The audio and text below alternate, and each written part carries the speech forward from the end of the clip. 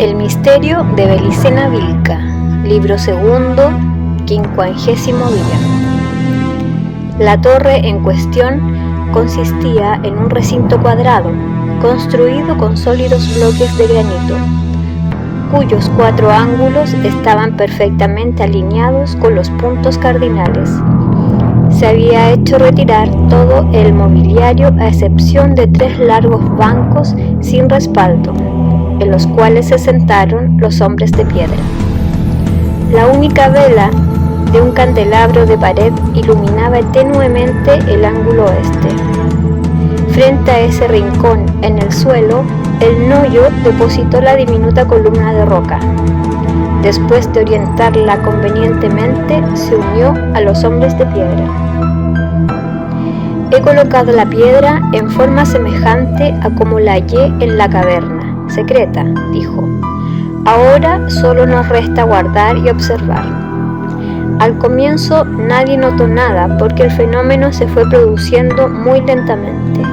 Empero, en un momento dado, sin que los hombres de piedra pudiesen determinar cuándo, el vértice del rincón apareció extrañamente brillante. Entonces todos vieron una línea vertical de luz blanca, donde los 2 planos de las paredes se unían en el ángulo recto.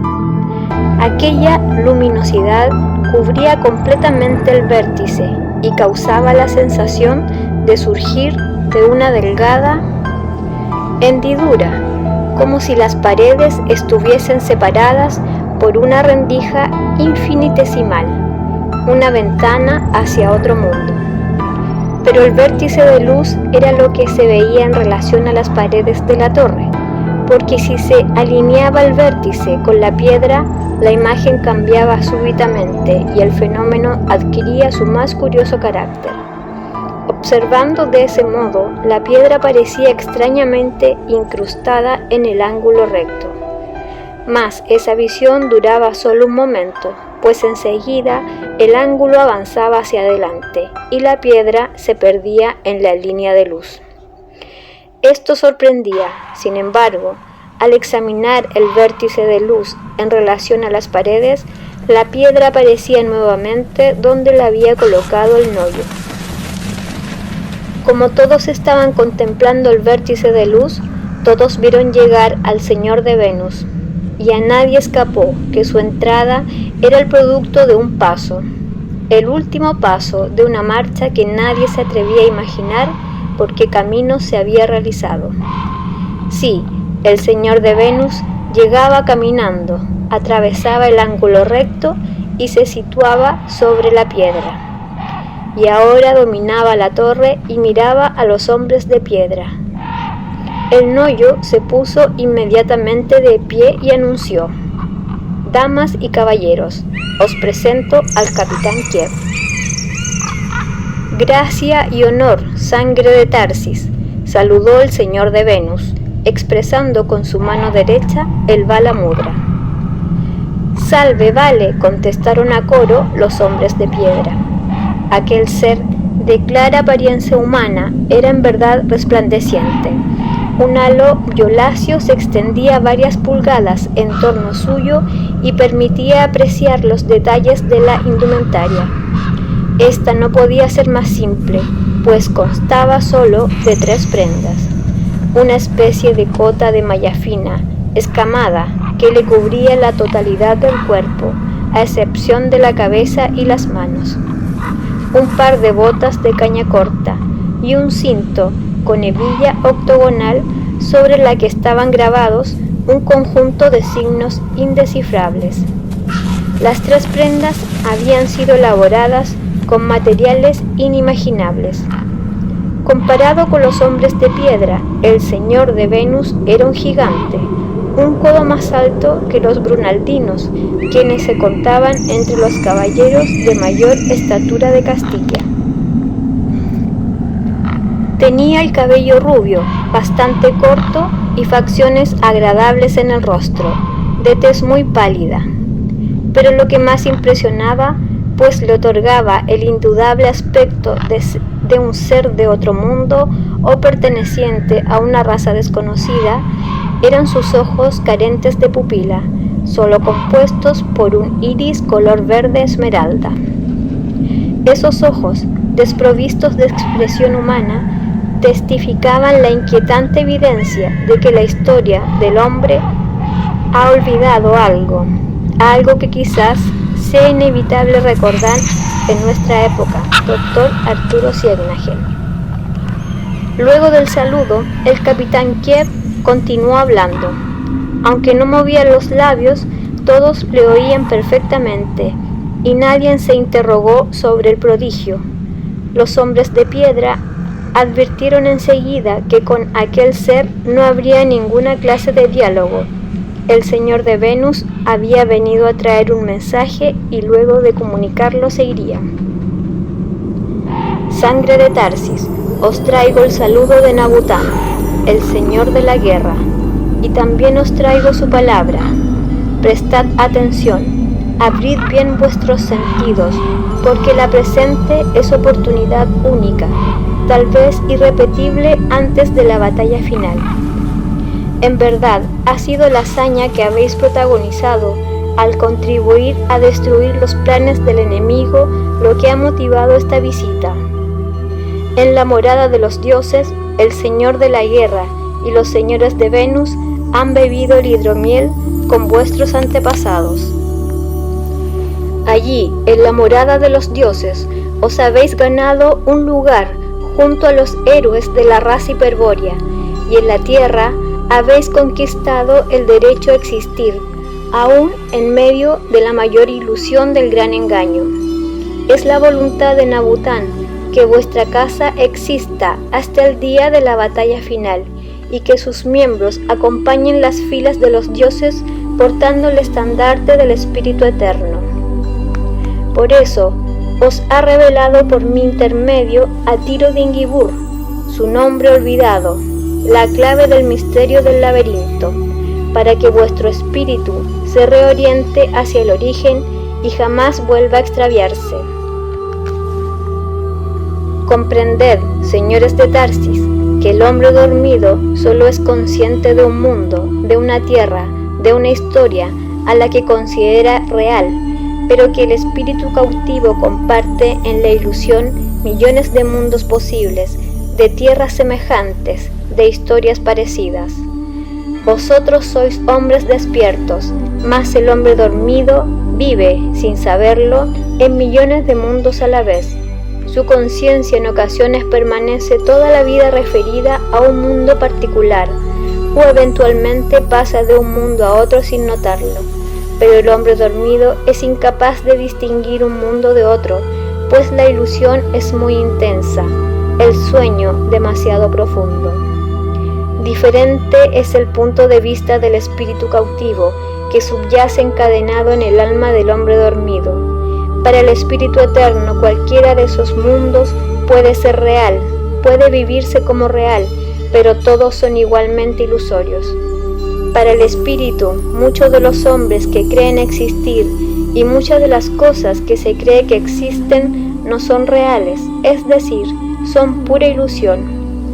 Para el espíritu, solo es real el mundo que él mismo afirma como tal, solo existe el hombre en el cual él se manifiesta con mejor orientación estratégica. Así es, señores de Tarsis, para el espíritu, la realidad depende de la orientación estratégica, y el hombre despierto solo existirá si dispone de orientación estratégica con respecto al origen, porque es desde el origen que el espíritu ve al hombre despierto y dice: está allí, existid. ¿Qué es pues la orientación estratégica? En un instante dado, simultáneamente, ciertos hombres despiertan aquí y allá, en alguno de los mundos posibles. Es el espíritu del hombre quien los evoca y hacia quien ellos se dirigen. Cada uno de esos mundos es real para el hombre despierto que lo habita y percibe. Y desde cada uno de esos mundos reales, un hombre despierto marcha hacia un punto que es común a todos los mundos posibles, el origen del espíritu cautivo. En un sitio está el hombre despierto, y su espíritu cautivo, en otro el origen y el espíritu absolutamente libre. ¿Qué separa al hombre despierto del origen? Una distancia llamada laberinto, que solo puede allanarse mediante las brunas de Nabután. El espíritu despierta al hombre dormido. El hombre despierto adquiere la sabiduría hiperbórea. La sabiduría hiperbórea le revela las brunas de Nabután, y las brunas de Nabután constituyen a Tiro de Ingibur, el secreto del laberinto. Con la clave de las brunas, el hombre despierto se orienta en el laberinto y encuentra el origen, lo único verdaderamente real para el espíritu.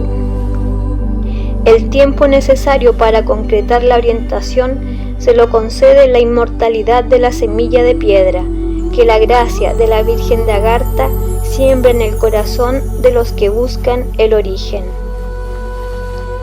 La orientación debe ser estratégica, porque en el laberinto el enemigo intentará torcer su rumbo hacia el origen, tratará de confundir, de desviar, de detener, vale decir, de desorientar al hombre despierto, y el hombre despierto deberá emplear una estrategia para avanzar orientado. Tendrá que desarrollar un modo de comportamiento que neutralice la acción enemiga y permita llegar concretamente al origen. El laberinto está integrado por los caminos de la ilusión que se bifurcan en todos los mundos posibles. Si la orientación estratégica es débil, la distancia entre el hombre despierto y el origen puede ser muy extensa y el tiempo que insuma recorrerla análogamente prolongado. Empero, si la orientación estratégica es fuerte, el hombre despierto puede hallarse muy próximo al origen y la liberación espiritual puede ser instantánea. Ocurre así porque la orientación estratégica y el laberinto son contrarios. Cuanto menos sea la orientación estratégica, tanto más complejo será el laberinto. Cuanto mayor sea la orientación estratégica, tanto más simple será el laberinto. La máxima orientación estratégica, el origen patente, disuelve la ilusión del laberinto. Además, si el movimiento se guía por la orientación estratégica, el tiempo y el espacio del laberinto se tornan relativos. El origen se sitúa lejos o cerca, de acuerdo a la actitud estratégica del hombre despierto. Entonces, la realidad del hombre despierto es relativa con respecto a la realidad absoluta del origen. La realidad del hombre despierto depende de la orientación estratégica. Hemos visto varios hombres despiertos, cada uno en su mundo real, buscando simultáneamente el origen, cada uno con diferentes grados de extravío en el laberinto, cada uno con distintas orientación estratégica. ¿Cuál es entonces el mundo real, si todos son relativamente reales desde el origen? De todos los mundos posibles, reales son los mundos que afirma el espíritu de los hombres despiertos. De todos los mundos reales, real es el mundo donde los hombres despiertos poseen la mejor orientación estratégica y donde sostienen una estrategia triunfante contra el enemigo del espíritu. Y la realidad de ese mundo la afirma Nabután, el señor de la guerra. Los señores de Venus, de Kattegat, desde el origen desvinculados del tiempo y del espacio del laberinto, escudriñan permanentemente los millones de mundos de la ilusión, mientras aguardan que los últimos hombres dormidos retomen el sendero del espíritu y declaren la guerra esencial a las potencias de la materia. Ellos descubrieron vuestro mundo, señores de Tarsis, y lo revelaron a Nabután. Y el señor de la guerra, halagado por vuestras hazañas, decidió afirmarlo como real. Desde el origen, el gran as distinguió vuestro mundo diciendo: ahí está, existid, el mundo real de los señores de Tarsis, quienes no cesan de luchar por la libertad del espíritu eterno. Existe pues un mundo donde los hombres dormidos son capaces de despertar y enfrentar a las potencias de la materia. Ja, ja, ja, y buenos son, acaban de ganar una batalla. Con ellos enviaré al gran jefe de la raza blanca, contando con la ayuda de estos guerreros sabios y la de aquellos héroes que se le unan, derrotarán a las potencias de la materia y pondrán término en el principio a la guerra esencial. Comprended esto, señores de Tarsis, y sabréis por qué he venido y en qué consiste la gracia que os ha dispensado Nabután al conceder existencia real a vuestro mundo. Porque así es, el mundo donde vosotros vivís y donde el enemigo ha sido recientemente derrotado, será el mundo real para los señores de Venus y para Nabután, el señor de la guerra. En este mundo comenzará la batalla final, cuando el hombre se enfrente definitivamente a las potencias de la materia. Y en este mundo, el mundo de los señores de Tarsis, deberán realizarse todos los que intenten liberar su espíritu eterno y partir hacia el origen.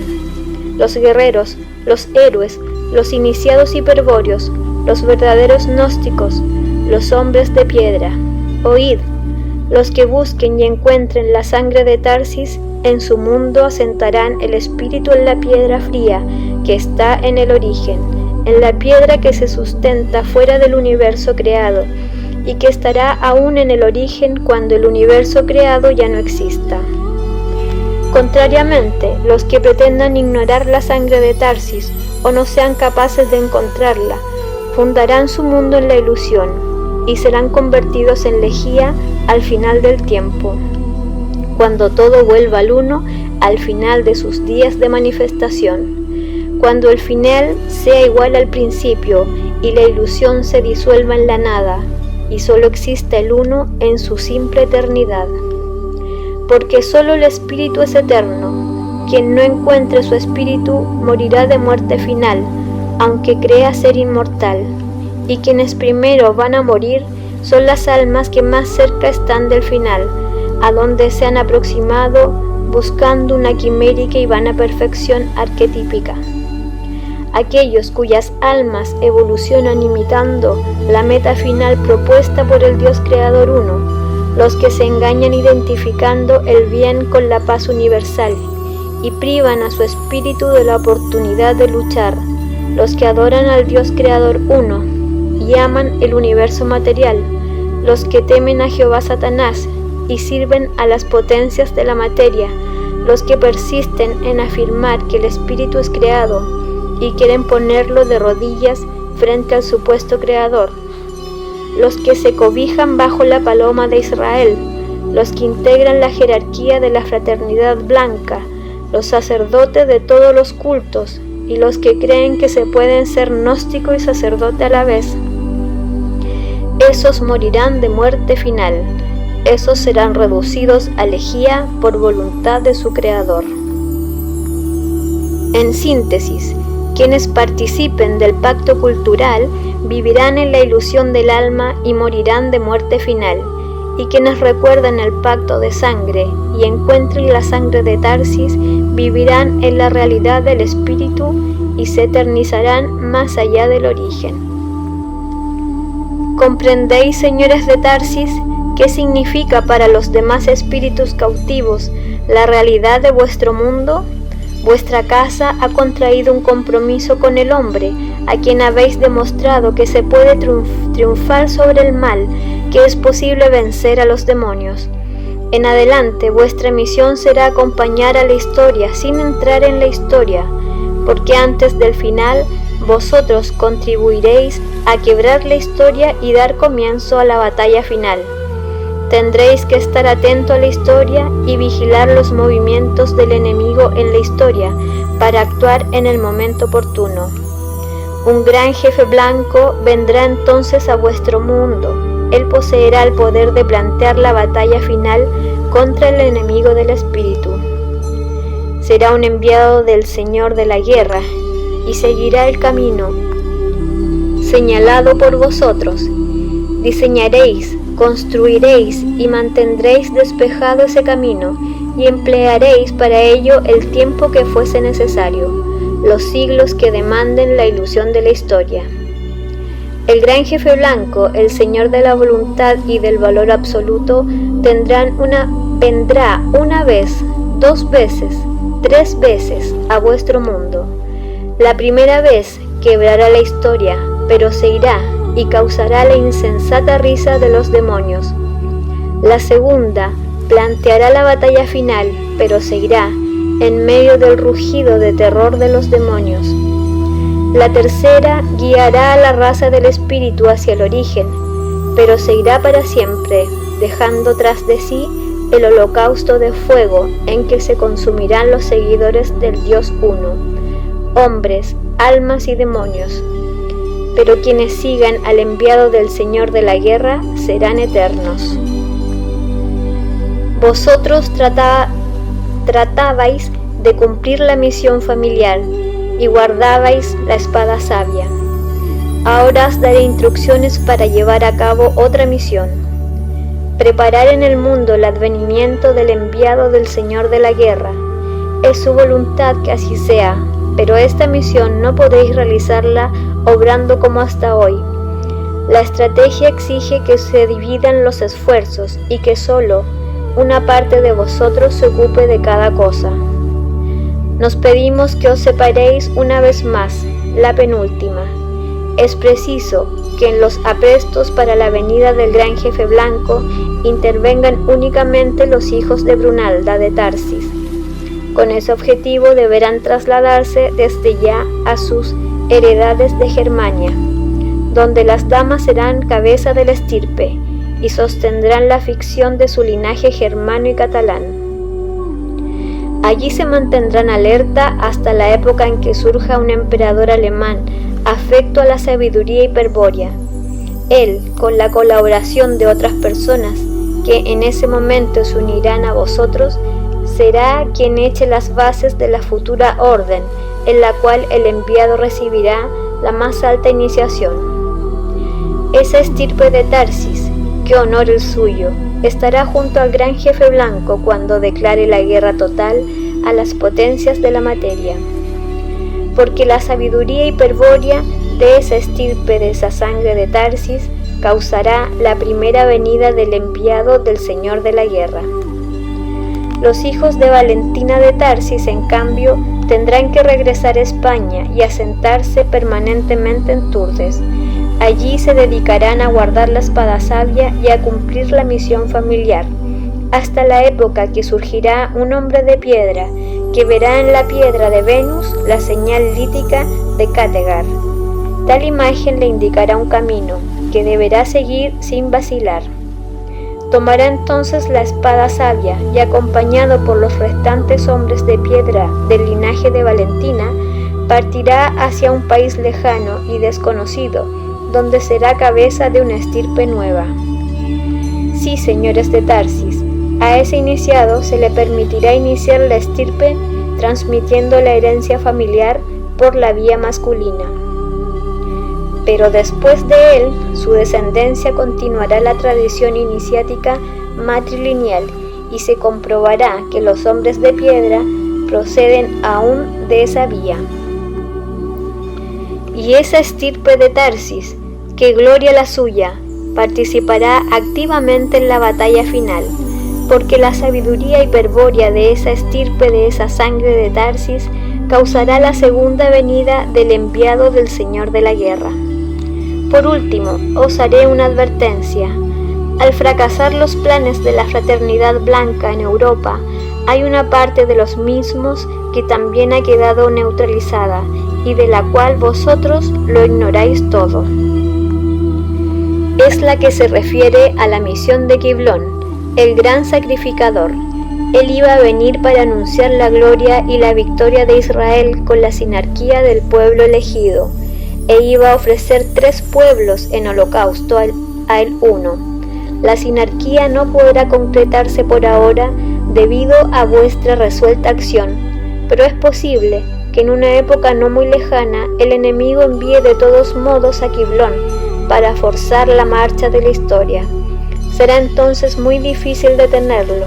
Solo podréis intentar un ataque generalizado contra el pueblo elegido, a cuya raza él pertenecerá. Mas, lo más probable es que consiga cumplir su misión. Pero ello no impedirá que se cumpla el destino de gloria de la casa de Tarsis. Señores de Tarsis, he dicho cuanto tenía que decir, y no conviene por motivos estratégicos agregar nada más. Os reitero el saludo de Nabután, y me despido hasta la batalla final, o hasta que vosotros coincidáis conmigo en otro Kairos. Gracia y honor, sangre de Tarsis, les deseó el señor de Venus, en tanto levantaba el brazo derecho para expresar el Bala Mudra.